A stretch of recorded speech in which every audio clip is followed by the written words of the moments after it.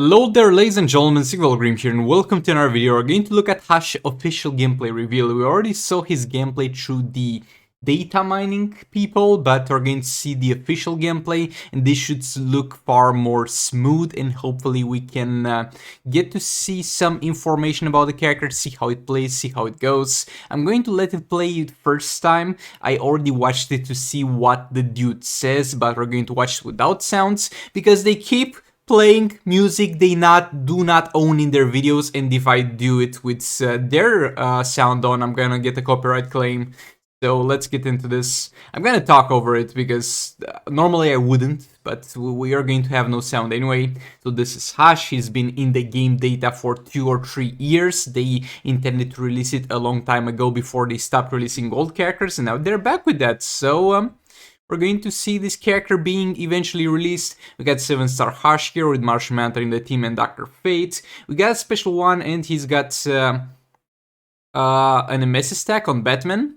And the basic attack hits seem to be, to an extent, the ones of Red Hood. The swipe back is of Red Hood, but it's a little bit changed. It kind of looks weird that he hits people with the pistols. If you're gonna hit someone with the pistol, I don't think that's the proper stance to do it in, my dudes. But yeah, Red Hood had some daggers, and there it made sense. Here it's gonna look kind of weird, but at the same time I'm glad he's going to mainly use the Red Hood AI, because that means we're not gonna get 3 updates until he gets fixed, having proper basic attack hits, tag-ins, and all that stuff.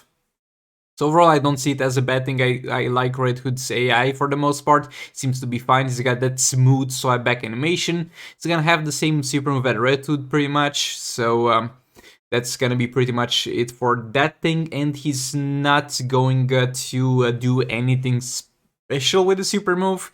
Would have been cool if he also kept the Red Hood passive for the super move, but that's not gonna be the case. Okay, so Batman's got their 3 Nemesis stacks.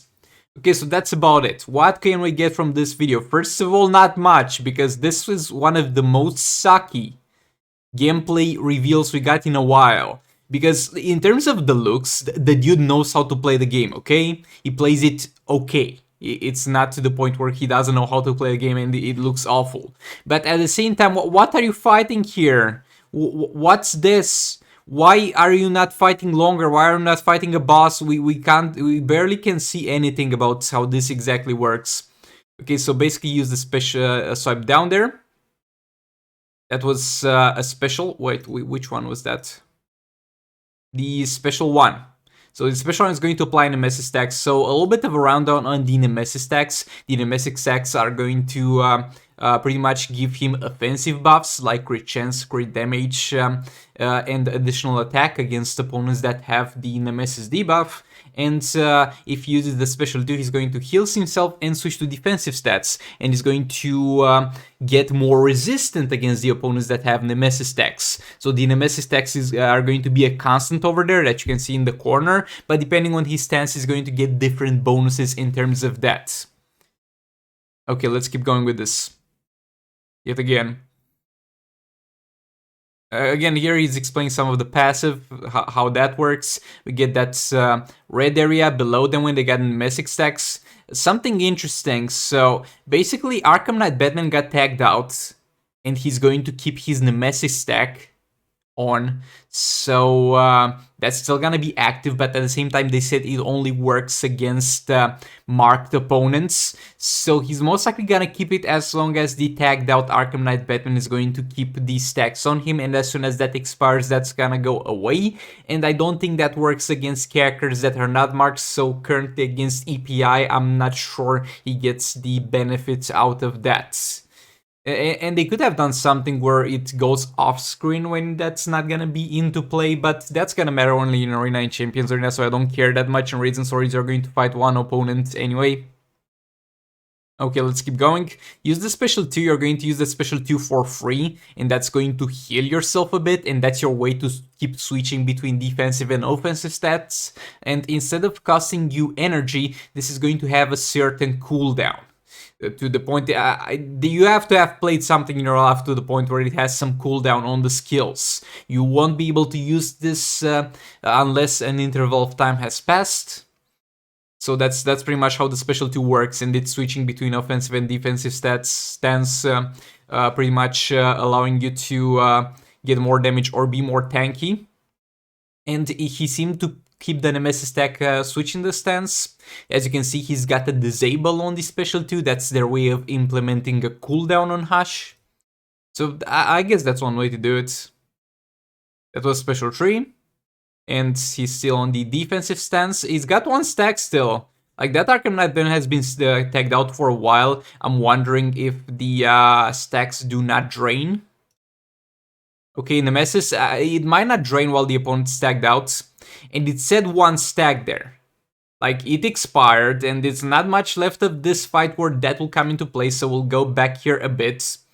So, it seems to be something to the extent of...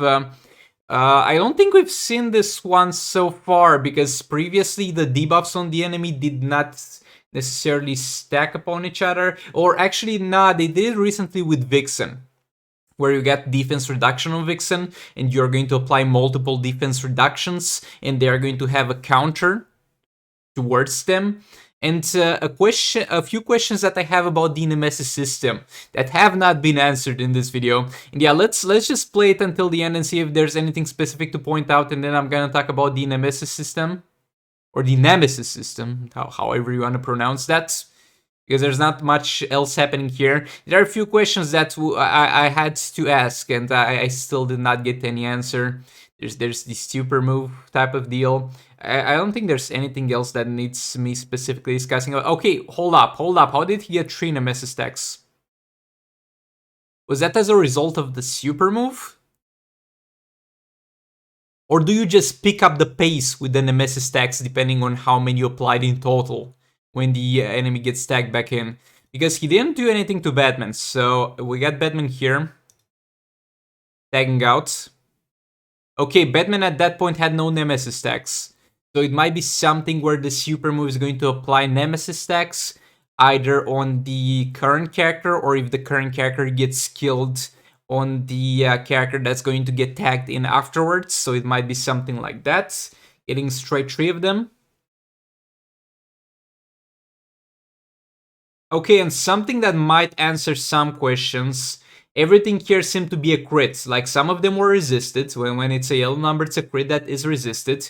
But the Nemesis will give you some crit chance amongst other things. And that was, when I saw the character, I was like, well, if they don't pass the max crit cap, this character is going to be absolutely garbage. If they are going to pass the cap and give him all the way up to 100% crit chance, pass his crit damage cap, that gives him more than 300 crit damage, that might be decent. And here, having everything here crit is kind of a good sign, I guess.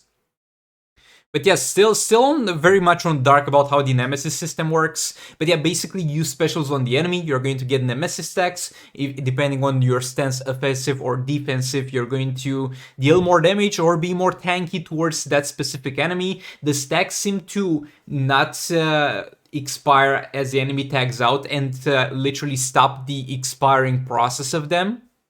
At the very least, it seems like it. What I don't know if the additionally applied stacks, like we got here 1 stack, but we don't see that happening at any point in the fight. If I was to apply another stack on Arkham Knight Batman, what would happen? Would it be like Batman Ninja Catwoman Lethality, where the previous ones have their own cooldowns and keep expiring, and the new ones have the full cooldown, and you just spam basic attack hits to get more lethal attack damage, so that your new lethal attack stacks replace the ones that expired? Or it's going to be something like the burning effect, to the point if you apply another Nemesis stacks, you're going to also refresh the duration of the ones that you have already applied. You saw over there some reflect, he's got that in the passive, by the way.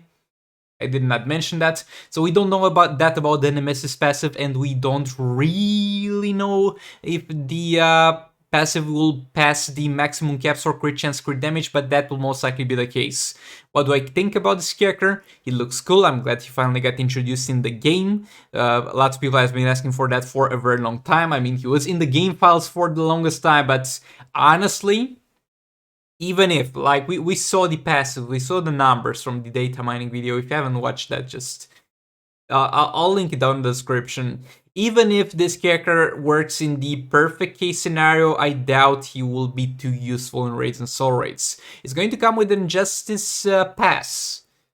It's going to be called different. The previous thing was the Wander Pass. I think they call it at the end. They let you know at the end.